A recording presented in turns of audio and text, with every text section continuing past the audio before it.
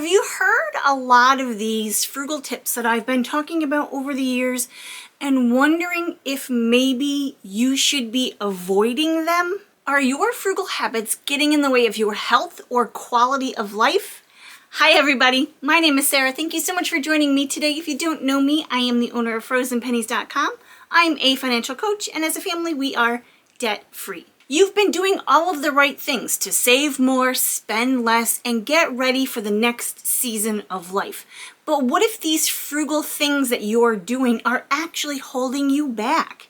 I've got about 30 years of frugal living behind me, at least. I tell everybody that I was born frugal, but my adult life is filled with being frugal. So today I'm going to share with you all of these pitfalls that could be costing you more than you think, and I'm not just talking about money here. Skipping regular health checkups. Now I know that we're paying a lot for health insurance, and even though we're paying a lot for health insurance, half of the time we still have deductibles and co-pays to pay for. However, skipping your regular health checkups could lead to more money down the road. It could cost you more than just money. Instead of skipping them, check in with your primary care doctor at least once a year to make sure everything is okay. Cutting down on health food.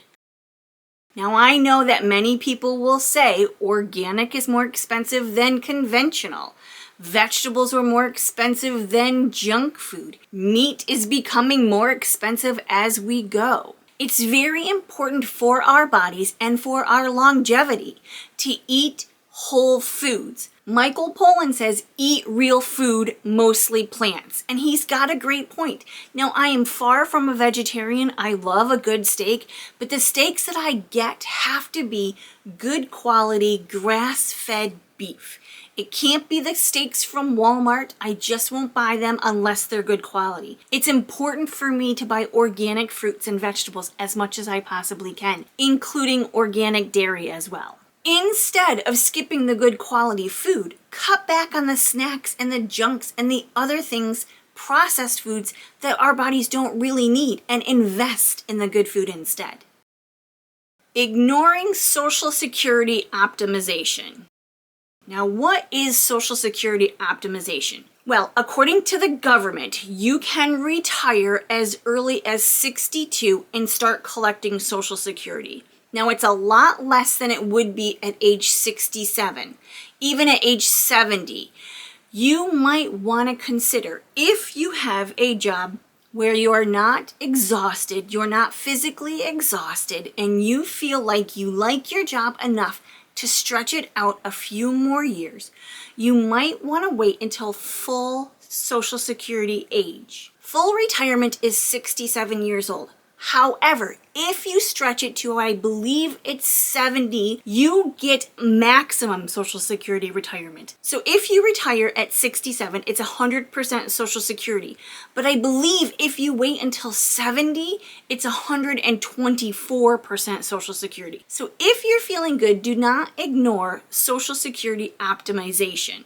If you can stretch it out, wait as long as you can up to the age of 72-ish to see if you can get even more than full retirement. So for me, for example, I'm self-employed. YouTube is part of my paycheck. I plan on stretching that out as long as I possibly can, hopefully until that age of 72. Not taking advantage of senior citizen discount. Now, I know that there are a lot of people who feel like, yes, they're frugal, but there's no way they're going to admit to the lady behind the counter at Dunkin' Donuts that they're a senior citizen. They feel a little bit ashamed, maybe vulnerable when it comes to age, so they choose to not do it. In my research, I have read that many businesses consider 50 to 55 the starting age for senior discount. Now, I have not run into anybody who will give me a discount to age 51 yet, but you betcha by the time I turn 55, 60, and 65, I'm going to be asking every single business that I walk into if they give me senior citizen— delaying estate planning. this could be considered a frugal move because you don't want to spend the $250 it's going to take to go to a lawyer and make out a will and create your estate plan. However, depending on what your dynamic is in your family, is it worth it to you to give up that $250 and instead not get to choose what your hard-earned money, where it goes and who it goes to and what it's used for? It's extremely important for us to make sure that our family knows what we want done with our money. It's important for us that it goes where we wish it'll do the best work. Instead of putting off your estate planning, save that extra money and go to a lawyer and have it done. It's only a one-time fee. I understand it's a little hard to face the future and the fears that you might have in the future, but one time. It's a one-time thing. I know that it's our choice to do what we want with our money after we're gone, and I want to make sure that my loved ones, the people that I care about the most, are going to be okay. Over-saving and not enjoying life. This, to me, in the last few years, has been a revelation. I love to travel. I'm sure you've heard it before. I love to travel.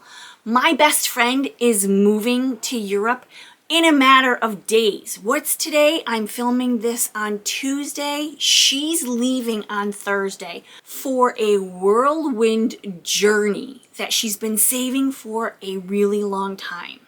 She's wanted to do most of her life. I'm so excited for her and I'm a little bit envious. However, this means that I'm saving my money because in April I will be able to join her wherever she is. It doesn't even matter.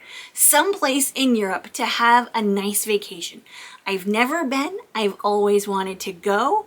I know it's going to cost some money, so I'm saving diligently, and my husband has no interest in going. So I am not putting off this trip any longer, and I'm going to make sure I have enough funds saved so I can do it. Instead of depriving myself of this amazing trip, I'm going to do it smart, and I'm going to save for 6 or 8 months until I have enough money, and then I'm going to do it because life is too short not to travel. This could be also so many other things. If there are small things that you really enjoy, but you find yourself not spending the money because you're too frugal, you're going to be missing out on things. Put a budget line in your budget for books if you truly enjoy buying books. If you're a knitter and you love yarn, you love just collecting yarn. I read this great little quote that says, I've learned that collecting yarn and knitting are actually 2 different hobbies. I thought that was so cute. I feel that way about books. But if you're a lover of those things and you want to purchase them, just make sure you budget for it. Life is too short to not enjoy it. Ignoring personal development. I'm a huge fan of personal development. I love it.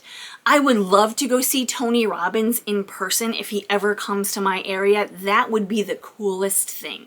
But I'm not going to not spend on personal development because I'm frugal. You spend where you value most. If you want to grow as a person, as a human, as a midlife woman, then embrace personal development, whether it's a conference or if it's a book from the library or if you want to buy the book. Embrace personal development, watch the YouTube channels, and make yourself a little bit better than you were yesterday. Instead of skipping the courses and the personal development and the career development classes that you could take, embrace it and be a continuous learner. Personal development and mindset are 2 of my favorite things. They go hand in hand, and I love to create something different, make myself better by changing the mindset that I've grown up with. If you're interested in learning more about mindset, check out this video next.